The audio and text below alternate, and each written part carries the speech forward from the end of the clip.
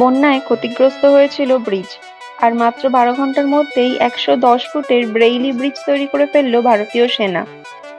বন্যার জন্য জম্মুর অত্যন্ত গুরুত্বপূর্ণ ফোর্ট তাওয়াই ব্রিজ ক্ষতিগ্রস্ত হয়েছিল, আর তারপরই ময়দানে নামেন ভারতীয় সেনার টাইগার ডিভিশনের ইঞ্জিনিয়াররা, আর অভাবনীয় কাজটা করে ফেলেন তারা।